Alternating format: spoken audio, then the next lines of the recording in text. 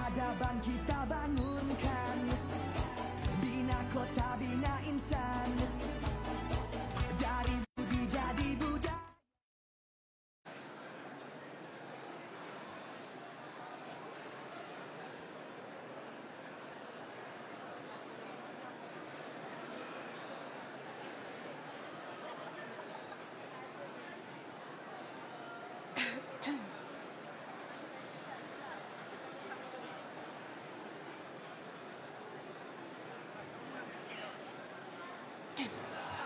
Mengumumkan ketibaan Yang Amat Berhormat Datuk Seri Anwar bin Ibrahim, Perdana Menteri. Peradaban kita bangunkan, bina kota, bina insan, dari budi jadi budaya, bina asas kemampanan, kesejahteraan masa depan.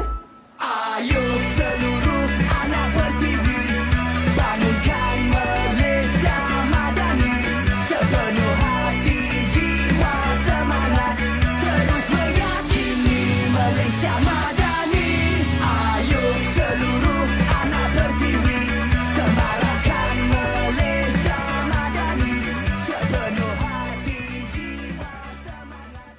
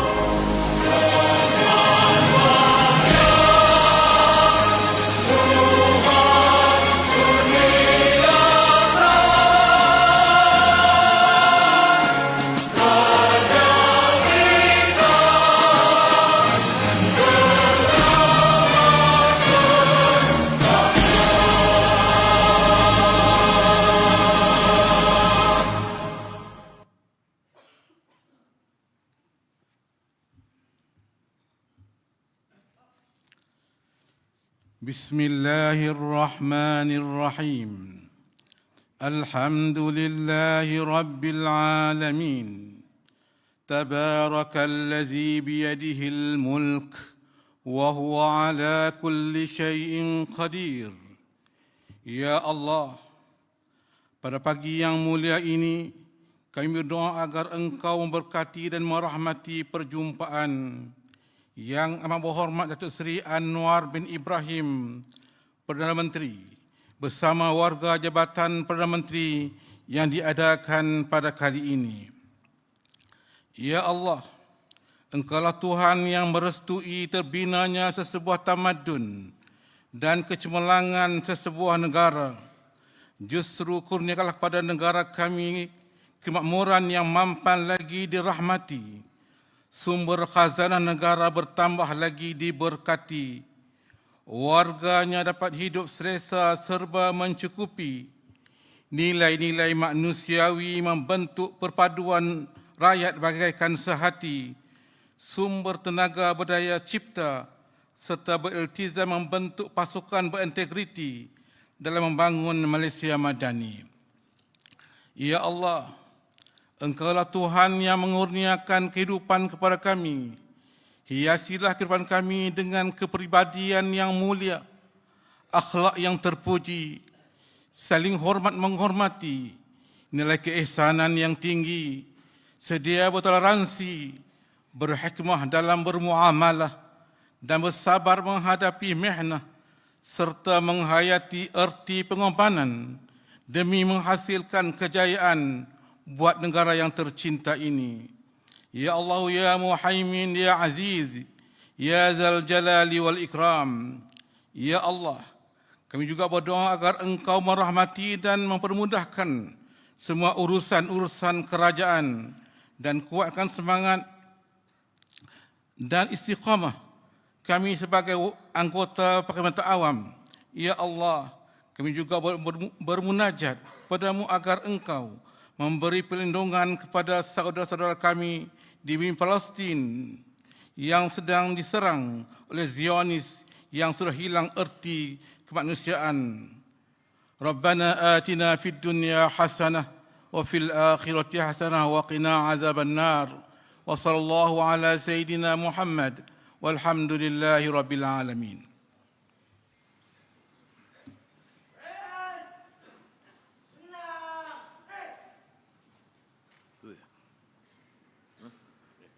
Assalamualaikum warahmatullahi wabarakatuh. Salam sejahtera. Alhamdulillahillazi anzala ala abdihi alkitaba wa lam yaj'al lahu iwaja. Wa sallallahu ala sayyidina Muhammad wa ala alihi wa sahbihi wasallam. Saudara Datuk Seri Zahid Hamidi, Timbalan Perdana Menteri, Saudara Menteri, Timbalan Menteri KPPA dan rakan-rakan yang saya muliakan. Alhamdulillah kita di melabuh tirai akhir tahun Masihi dan ini mungkin perhimpunan terakhir untuk tahun ini. InsyaAllah kita bertemu dalam di tahun depan dengan lonjakan semangat yang lebih baik. InsyaAllah. Kita sudah cuba sedaya upaya seluruh pasukan seperti mana saya sebut semalam. Ya, bukan saja jemaah menteri, pegawai-pegawai kanan, pejabat awam umumnya yang memungkinkan kita membuat perubahan sedaya upaya kita. In uridu illal islah mastata'tu.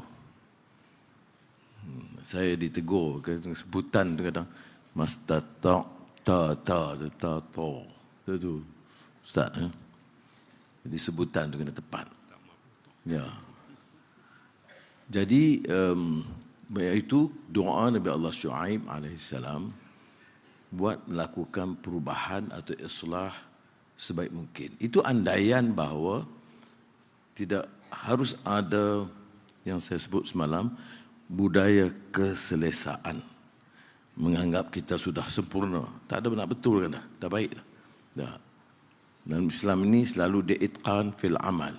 Dia selalu ada tahap di mana kita, kalau guna istilah pengurusan sekarang, strive for excellence. Tapi rumusan hadis Muhammad SAW itu itqan fil amal. Jadi kalau ada sikap begitu, maknanya dia ada humility, tawaduknya. Bahawa dengan sedaya upaya kita lakukan. Tapi keterbatasan kita sedemikian rupa. Bahawa masih ada ruang untuk diperbaiki. Lepas itu ada sikap sedemikian termasuk saya. Iaitu mencari ikhtiar baru untuk selalu meningkatkan, menutup dan mengelak daripada kelemahan dan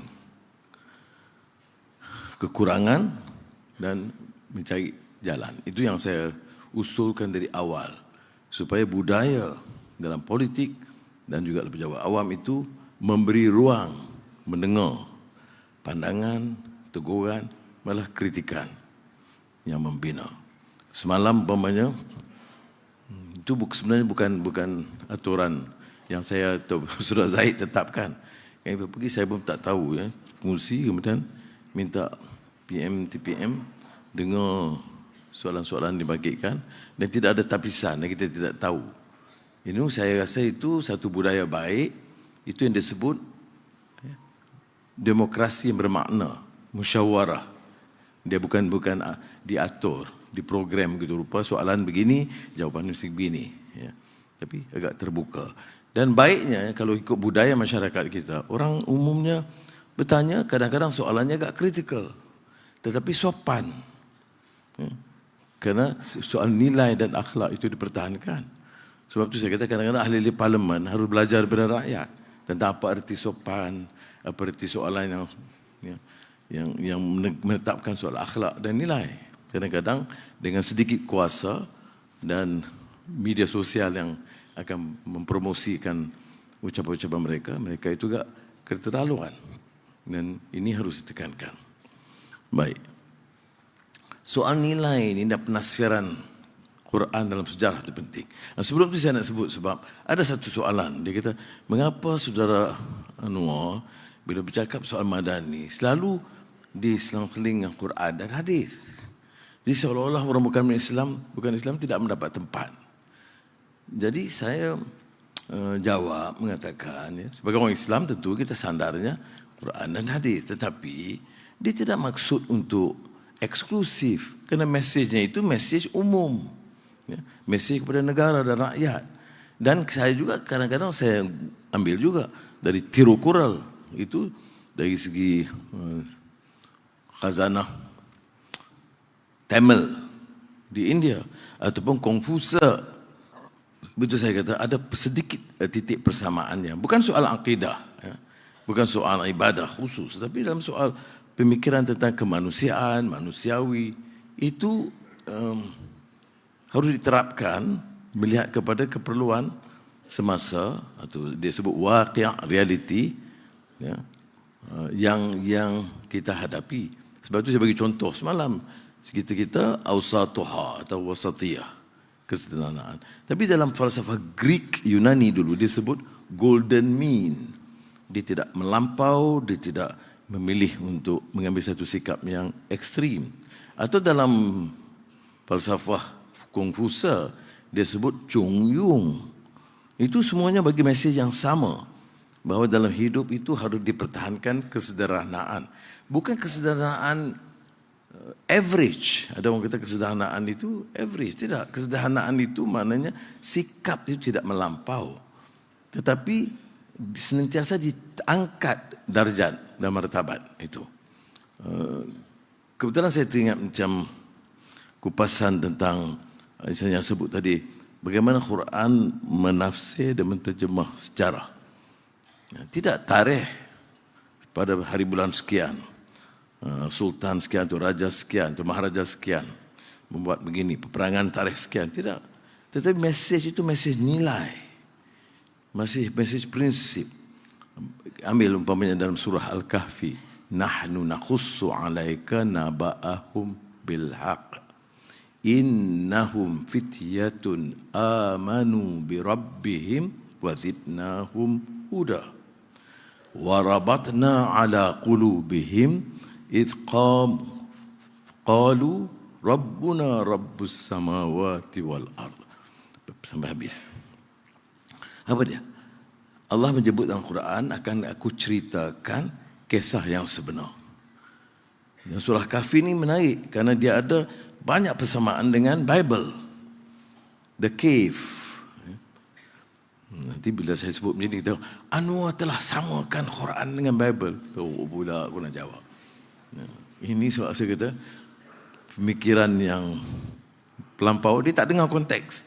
Dia ambil itu. Tengok, Anwar samakan semua agama. Oleh demikian tidak boleh diterima sebagai pemimpin negara ini. Baik. Baik. Tetapi yang saya sebut dalam cave, ke mana ada sejarah? Kerana sebenarnya sejarah dalam cerita cave, Kahfi itu zaman Kristian. Tetapi diberikan nilai yang baik bahawa ada pemuda-pemuda masa itu Kristian. Jangan lupa, kadang-kadang. Tapi kalau saya kupas begini, orang Kristian kan senang kan? Kita gunakan dalam Quran kisah sejarah di zaman Nasrani, di mana anak muda itu diselamatkan kerana prinsip mereka yang kental. Akan kuceritakan kisah yang sebenarnya. Apa cerita sebenarnya? Innahum fityatun amanu bi rabbihim wa zidnahum huda. Anak muda dengan keyakinan mereka, dengan iman mereka, Allah tambah petunjuk kepada mereka. Mengapa? Kerana ini soal nilai, soal prinsip. Dia tidak terpukau dengan kuasa dan kezaliman dan penindasan dan penipuan porak-poranda di luar. Dia pilih untuk selamatkan diri mereka kerana terpahat dalam hati sanubari mereka. Apa dia terpahat? Warabatna ala qulubihim. Terpahat di hati sanubari mereka hanya keyakinan dan kekuatan Allah yang menjadikan langit dan bumi. Saya duduk tengok kalau Jaki mangguk, saya selamat. Baik. Jadi terpahat di hati sendiri mereka bahawa yang kuat, yang berkuasa itu sebenarnya Allah. Mana ini soal nilai, ditekankan. Sebab tu bila saya sebut dalam Madani ini, ya pertumbuhan ekonomi, transformasi digital, energy transition, itu semua penting. Kerana kalau tidak kita bicara ini tentang nilai, kemudian tidak lakukan kerja, kita akan ketinggalan. Kita menang dari segi nilai, kalah dari segi teknologi dan transformasi digital. Jadi kita harus kembangkan keduanya. Tetapi mendasari itu semua adalah sistem nilai. Nilai ini dimulakan dari perpadi. Bukan nak mengutuk orang lain. Kamu harus baik. Kamu harus jangan rasuah. Ya. Tapi aku kumpul harta dah 100 juta. Kamu jangan rasuah. Kamu mesti hidup sederhana. Kurangkan makan gula. Itu saya sebut. Kurang gula kerana penyakit diabetik. Baik. Tetapi dia, ya ayyuhallazina amanu qu anfusakum wa ahlikum nara. Mula dari diri kita. Ibda binafsik. Mula daripada diri kita. Yang pertama Quran, yang kedua hadis. Ini tazkirah pagi. Doha. Baik. Jadi yang sana intisarinya apa? Nilai. Jadi kita sementara menjadi orang politik, pentadbir, jangan lupa yang mendasari semua itu nilai yang baik. Tak perlulah umpamanya hanya terikat dengan undang-undang. Undang-undang itu kerana ada kelemahan manusia, ghaflah, cuai dan lupa. Tetapi peringatan itu kepada semua, dan kalau kita ada nilai yang kita terapkan dalam Madani ini, saya yakin sebenarnya kita boleh angkat keadaan kita. Hentikan kelemahan lampau. Ada kekuatan dulu, tapi ada kelemahan dulu. Kita bina dari kekuatan itu dan kita tinggalkan ekses yang berlaku. Ya, mudah-mudahan kita tutup labuh tirai 2023 Masehi ini dengan semangat yang sama, ya, dan membuka lembaran baru sejarah negara. Kerana saya yakin sangat, ini bukan soal pelaburan saja, bukan soal keyakinan negara luar saja, tetapi tentang kapasiti kita untuk mengangkat keupayaan ekonomi, sosial dan sebagainya. Sekurang-kurangnya kita dah bagi garis-garis urutan keutamaannya, bahawa sementara kita menggapai langit, ya, menggapai langit maknanya seolah cuba mencapai yang ideal. Bidang-bidang baru termasuk, ya, saya sebut tadi digital dan AI, soal energi baru, hijau, hidrogen, untuk menggapai langit. Tapi kita harus senantiasa mengakar di bumi. Mengakar ke bumi sementara kita menggapai langit.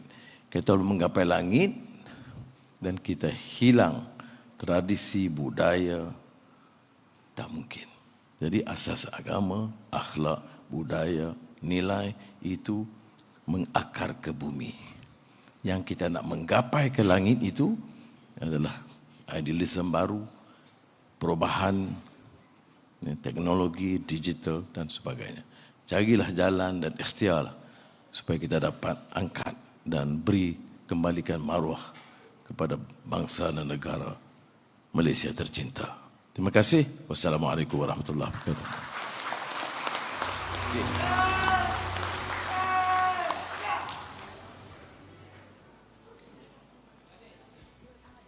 Kita bangunkan, bina kota, bina insan, dari budi jadi budaya, bina asas kemampanan, kesejahteraan masa depan. Ayo seluruh anak berTV, bangunkan Malaysia Madani.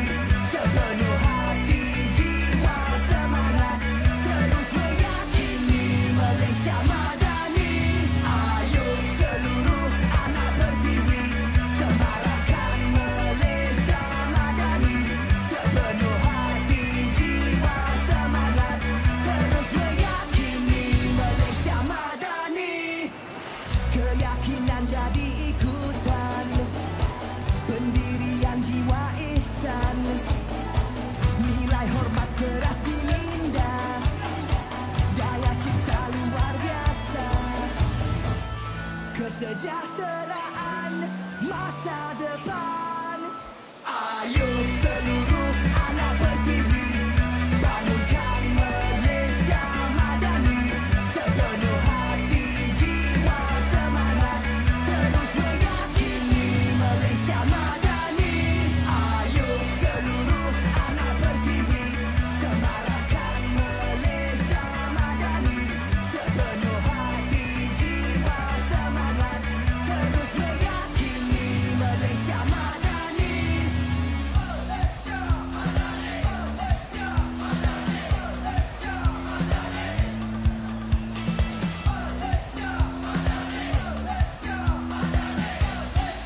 Madani, hati, jiwa, semangat, terus meyakini Malaysia madani. Keyakinan jadi